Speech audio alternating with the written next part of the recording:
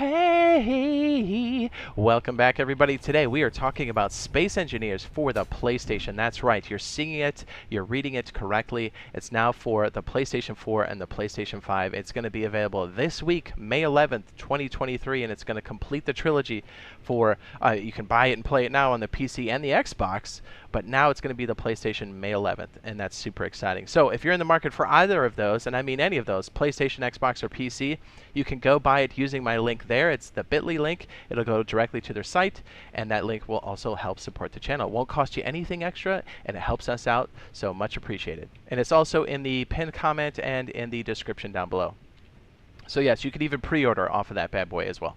All right, so Space Engineers, such a big deal. Just a real quick rundown for any of those that are like, hey, what's this game about? It's an open world, this is going to be a mouthful, open world space sim sandbox simulator. So it's got a bunch of different things. It's got PvE, it's got scenarios, it's got PvP, it's whatever you want to make it. So in that regards, it's very Minecraft if you want it to be.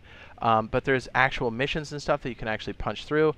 But think of it as a very heady Minecraft, but more than that, because there's full-blown physics. These ships can be built, damaged, added onto, taken down, scrapped.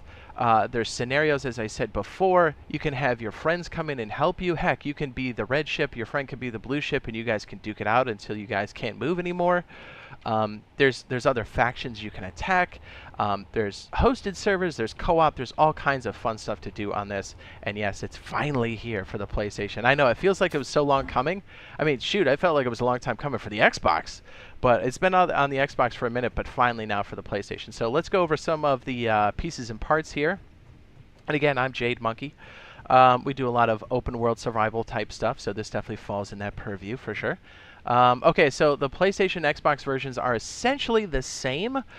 There's some subtle differences, and as a matter of fact, it's very similar, or it is the same as the PC version. The only limitation that we're looking at here is the PCUs. So to not get too deep into it, all these different blocks have like a budget cost, and they call them PCUs. So like an engine would have a little bit more, blocks have a certain amount. So obviously on those core systems, things like the PlayStation or the Xbox One, Day 1 edition, I think it's called. Those are obviously, like, I call them core systems. Those can't handle as many PCUs. So just know those worlds will be limited in size, but it's still going to be able to do all the stuff that you want it to do. You'll be able to load this scenario. There's other scenarios. You can do the creative stuff. It's fantastic. So, and then as you start to step up, as you have the Pro version for PlayStation, and then as you have the next generations, the PCUs start to go up. So that's one of the biggest differences between the two. And I just want to cover this one too, and maybe it's too deep, maybe it's not. But program blocks will not be available for the console version for solo or co-op, but they will be available in a limited fashion if you're playing on a dedicated server. So like one of the servers you rent, think like Nitrado. Same idea, like if you have DayZ, Rust. Actually, Rust console doesn't have their custom servers yet, but that's a point of contention.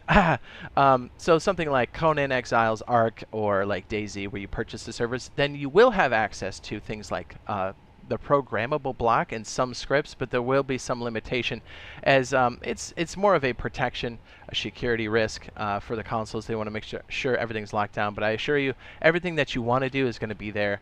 And what's really cool too is, you know, to kind of jump on off of this limitation factor, which I don't think is too bad, to be perfectly honest.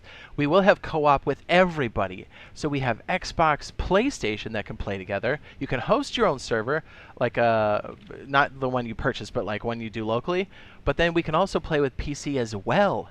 So all three of us, like I said, the trilogy is complete. So we can all three of us play together. All three of us do off of one hosted, or we can do one of those dedicated servers that you purchase. So that's mad exciting. And again, there's scenarios, there's planets, there's PvE, PvP, and also, I don't know if I covered this last time. I've done so many takes of this. Just to kind of give you a sense of scale here, yeah, you can make that asteroid. You can mine that whole thing.